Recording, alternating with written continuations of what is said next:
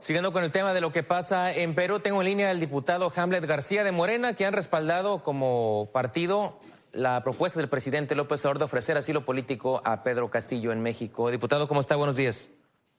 Muy buenos días, Samuel, para ti y para toda la audiencia de Milenio. A tus órdenes. Gracias. ¿Ven viable que se pueda ofrecer o que se pueda dar asilo político al expresidente Castillo en México o en la embajada? Claro, Samuel. El asilo está regulado por tratados internacionales. La Declaración Universal de Derechos Humanos, en el artículo 14, señala que toda persona tiene derecho al asilo en cualquier país.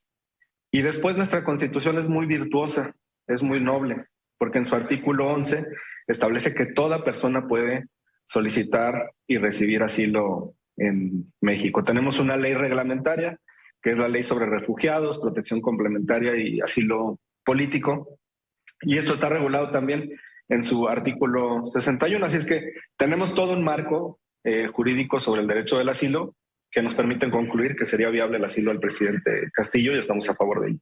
¿Por qué ofrecérselo? ¿Lo ven como un perseguido político o ven que esté amenazada su integridad en el país?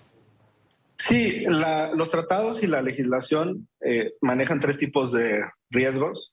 Algunos tienen que ver con la vida y otros también con la seguridad y con la libertad. Entonces es claro que existe un peligro para la libertad y la seguridad. De hecho, se conoce únicamente que está detenido, pero no conocemos por qué delito se le acusa y si ya fue presentado ante un juez, como seguramente la Constitución peruana otorga ese derecho a cualquier ciudadano. O sea, el riesgo es inminente, está en detención, en custodia. Le digo, está acusado de rebelión.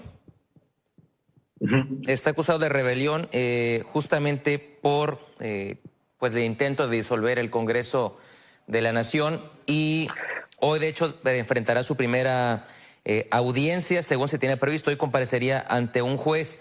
Si ofrecen asilo político, él obviamente pues ya no podría enfrentar este proceso ante la justicia en su país, ¿o sí?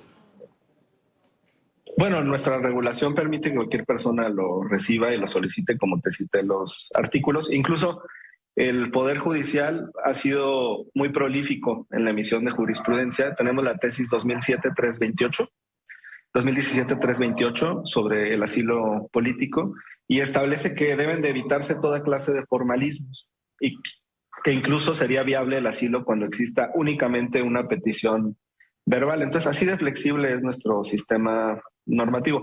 Y regresando al comentario que realizas sobre la presentación ante un juez, pues esto simplemente concluye el riesgo que existe para la libertad. Finalmente, comentar sobre este punto de la disolución del Congreso. Es usual en muchos sistemas democráticos que un titular del Ejecutivo pueda disolver al Congreso y que un Congreso pueda destituir al titular del Ejecutivo. En países presidencialistas, pero también en monarquías. Los artículos 113, 114 y 115 de la Constitución Política de la Monarquía Española permiten, por un lado, la moción de censura, que es cuando el Congreso pierde la confianza en el presidente del gobierno, y por otro lado también una disolución del Congreso por el presidente del gobierno y la convocatoria a elecciones legislativas. En la Constitución peruana, el artículo 134 le garantiza al presidente la facultad de disolver el Congreso. Pero son sistemas que existen en otras latitudes y que no deben de sorprendernos.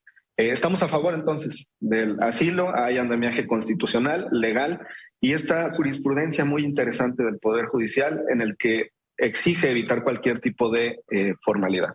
Entiendo, diputado, solo sobre el tema de la Constitución de Perú, que para imponer esta moción de censura el presidente requería el apoyo de algunos de los miembros del Poder Judicial, en este caso ministros, lo cual ayer no se dio, se lo negaron, al igual que lo hicieron las Fuerzas Armadas y las demás instancias o instituciones del país. Es decir, fueron dos poderes finalmente contra el Poder Ejecutivo. ¿Todavía ustedes ven ahí una amenaza para él o una alteración al orden constitucional? Bueno, lo que nosotros vemos es que fue electo democráticamente y que el asilo permitiría pues garantizar su libertad y seguridad en un momento de conmoción interna, como tú bien comentas, es un conflicto entre poderes que se tiene que dirimir a través de las vías legales. La comunidad internacional también está muy vigilante. Se tuvo una sesión de emergencia en la Organización de Estados Americanos y simplemente refrendar la tradición de México como un país que protege a los ciudadanos de cualquier nacionalidad y nuestra tradición de asilo que debemos de honrar en cualquier circunstancia.